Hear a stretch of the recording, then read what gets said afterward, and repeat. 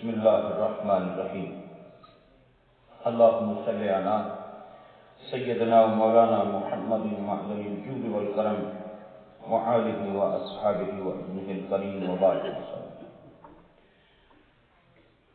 حضرات، اللہ رب العزت نے قرآن حکیم میں ارشاد فرمایا سورہ الانعام، ومن اظلم ممن افترى على الله كذبا او كذب بآياته انه لا يفلح الظالمون۔ اور اس سے بڑا ظالم کون ہے جو اللہ پر جھوٹ باندھے، اللہ کی طرف جھوٹ باندھنا، جھوٹ منسوب کرنا یا اس کی آیتوں کو جھٹلائے۔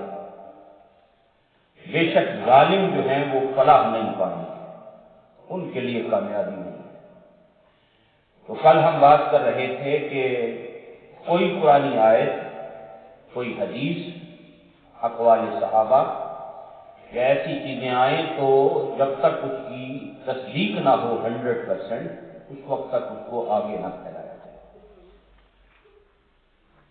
کسی مستند عالم دین سے یا اس کے بارے میں رہنمائی دی جائے۔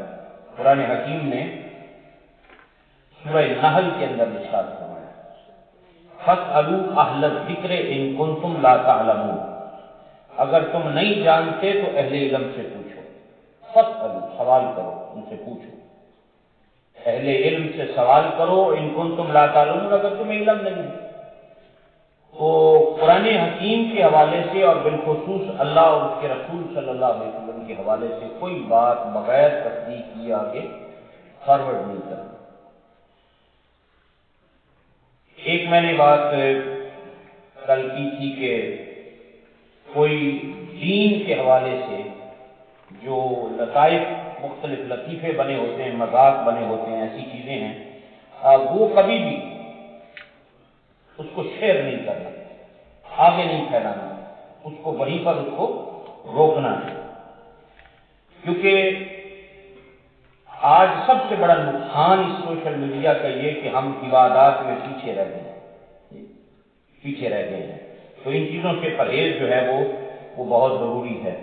اسپیشلی جو کل میں بات کر رہا تھا، پھر اس کو تھوڑی سی میں آپ حضرات کی خدمت میں عرض کر دوں کہ جو مسجد نبوی شریف میں مواجہ شریف کا حصہ ہے، یعنی جہاں جالیاں ہیں روضہ انور کی، جہاں ہم کھڑے ہو کر نبی پاک کی بارگاہ میں، سیدنا ابو بکر، سیدنا عمر کی بارگاہ میں سلام پیش کرتے ہیں، یہ جو لائن ہے نا، اس میں کبھی بھی موبائل استعمال نہیں کرتے۔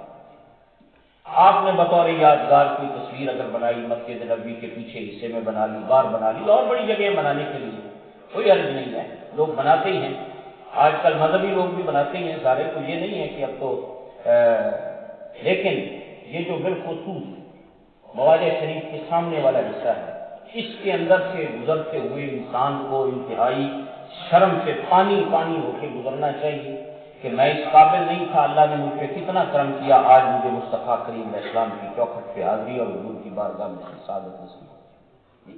اعلیٰ حضرت رحمۃ اللہ علیہ نے لکھا کہ نہ جالیوں کو ہاتھ لگائے، نہ جالیوں کو چومنے کی کوشش کرے، 4 ہاتھ پیچھے کھڑے ہو کر سلام عرض کرے۔ یہ اعلیٰ حضرت امام اہل سنت کا فتویٰ ہے، 40 آداب انہوں نے لکھے ہیں فتاوی رضویہ میں۔ وہ کہتے ہیں کہ نہ تیرا ہاتھ اس قابل، نہ تیرے ہونٹ اس قابل کہ تم ان مقدس جالیوں کو چوم سکے۔ تیرے لیے یہی بہت بڑی سعادت ہے کہ تو اس مقام پہ حاضر ہے جہاں تو سلام عرض کر رہا ہے اور مدینے والے اپنے نبوت والے کانوں سے سن کر تیرا جواب دے رہے ہیں۔ کیونکہ بڑے بڑے ہمارے اہل علم ایسے گزرے، وہ ایسی کیفیت، امام ایک گزرے بہت بڑے امام ابو ایوب السختیانی رحمۃ اللہ علیہ، یہ تابعین کے دور کی بات ہے، اور اس وقت امام اعظم ابو حنیفہ کا دور تھا۔ تو امام اعظم ابو حنیفہ فرماتے ہیں کہ میں مسجد نبوی میں حاضر تھا، تو مجھے پتہ چلا کہ بھئی میں جا رہا تھا، مجھے اطلاع ملی کہ ابو ایوب سختیانی حاضری کے لیے آ رہے ہیں۔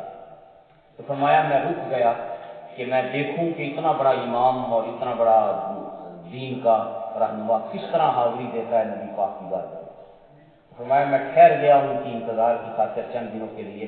تو جب وہ تشریف لائے اور آ کر حضور پاک علیہ السلام کے روضہ انور کے سامنے کھڑے ہو کر سلام عرض کیا تو ان کا جسم ایسے کانپ رہا تھا جیسے درخت بہت تیز ہوا کے اندر کانپتا ہے، اور اتنی گریہ ادھاری ان پر طاری ہوئی اور آنکھوں سے اتنے آنسو بہے فرمایا میں نے آج تک اتنی خشوع و خضوع اور ادب والی حاضری دیتے ہوئے کسی کو نہیں دیکھا جتنا میں نے ابو ایوب السختیانی کو حاضری دیتے. یہ امام اعظم ابو حنیفہ نے کہا جن کے ہم مقلد ہیں. تو ہمارے جو اسلاف تھے ان میں یہ چیزیں بڑی ادب بڑا تھا. محدث کوٹلی لوہارا مولانا شریف وہ باہر کھڑے ہو کے سلام پیش کرتے کہنے کتے کا کم کی چوکھٹ پہ بیٹھنا کتے کا کم. بڑے بڑے محدثین ڈرتے تھے شرم کی وجہ سے کہ میں اندر کس منہ سے جاؤں گا سرکار کی بات، یعنی کیا میں چہرہ لے کر جاؤں گا کے بات.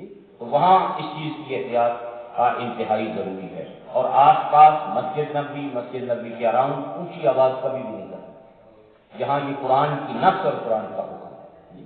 ایک یہ بات اس حوالے سے. اچھا دوسرا یہ ہے کہ آج قرآن حکیم نے بھی یہ بات کہی سوشل میڈیا سب سے زیادہ جھوٹی خبروں کا گڑھ بن چکا ہے. یہ تو الزام لانا ہوئے لا دے، یہ بہتان تراشی کرنی ہوئے کر دے، یہ بارے کچھ لکھنا ہوئے لکھ دو کہ نہیں تم پوچھنا.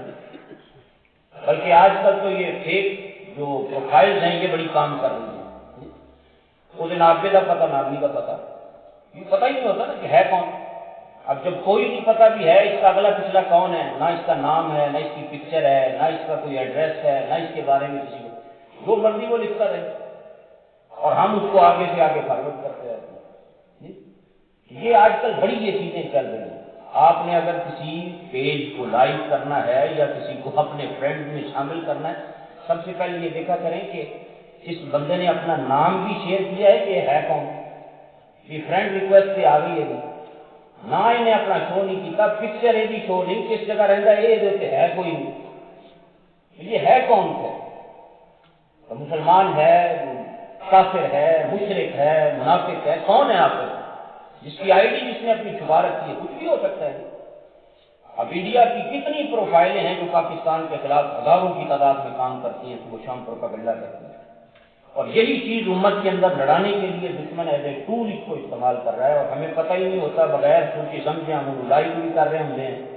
اگر وہ کسی پر جھوٹا الزام لگا رہا ہے آپ اسے لائک کر رہے ہیں تو آپ بھی برابر کے حصے دار ہیں اس کام کے اندر. آپ اس کو آگے پھیلا رہے ہیں تو آپ بھی ذمہ دار ہیں، آپ سے بھی سوال ہوگا. یہ چیزیں بڑی ضروری ہیں، یہ دیکھنی چاہیے. کسی کو اپنی فرینڈ ریکویسٹ کے اندر ایڈ کرنے سے پہلے بھی یہ کوئی اگے پیچھے کا پتہ بھی ہے کون.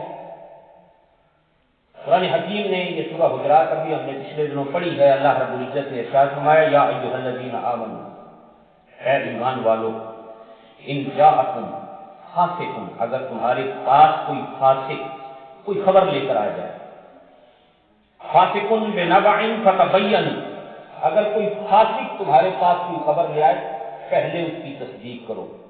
فتبینوا، اس کی تصدیق کرو. ان تصیبوا قوما بجہالۃ فتصبحوا علی ما فعلتم نادمین، ایسا نہ ہو کہ تم اپنی لا علمی کی وجہ سے کسی کو نقصان پہنچا دے. تصدیق کرنے کا سب سے پہلے حکم ہے کیونکہ آج سوسائٹی معاشرے کے اندر گھر تباہ ہو گئے.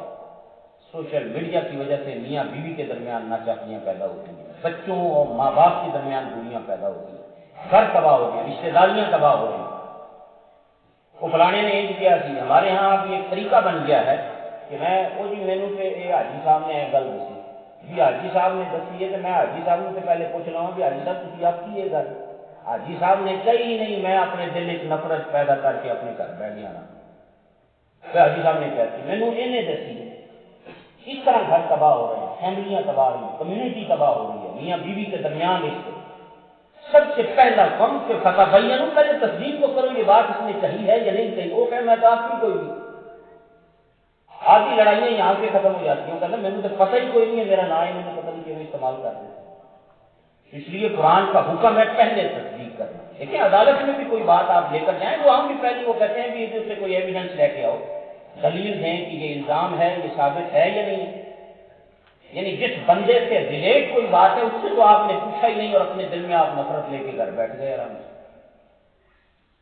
تو یہ چیزیں بڑی ایک پروفائل جو ہیں یہ بڑی معاشرے اور سوسائٹی اور کمیونٹی کے اندر بڑا آج تک ہر جگہ ہی، چاہے ملکی لیول پہ دیکھ لیں، چاہے لوکل لیول پہ دیکھ لیں، چاہے رشتہ داریوں کے معاملات میں دیکھ لیں، ہر جگہ یہ پرابلم چل رہی ہے. فتبینوا، قرآن کہتا ہے پہلے تصدیق کرو.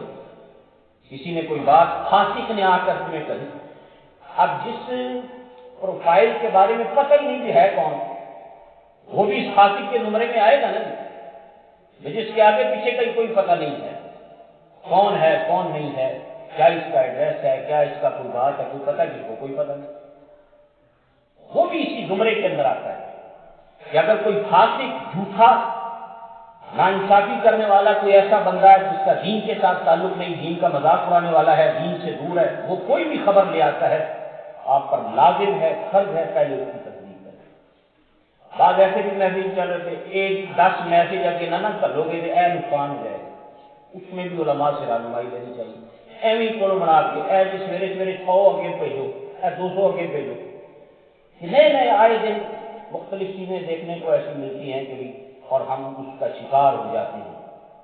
جس چیز کے بارے میں تصدیق نہیں، آپ نے اس کو آگے پھیلایا تو آپ بھی قیامت کے دن اللہ کی بارگاہ میں مجرم ہوں گے، آپ کو بھی جواب دینا پڑے گا۔ تو کل پرسوں میں کرنی نہیں چاہیے لیکن میں کر رہا ہوں کہ کئی باتیں گزشتہ دنوں بھی مسجد کے حوالے سے بھی آتی رہی، مجھے دوستوں نے آگے بتایا۔ وہ کل پر مجھے نا علامہ صاحب کی تقریب 403 ویک کی تنخواہ ہے، میں کہا پچھلے 20 سال میں الحمدللہ کبھی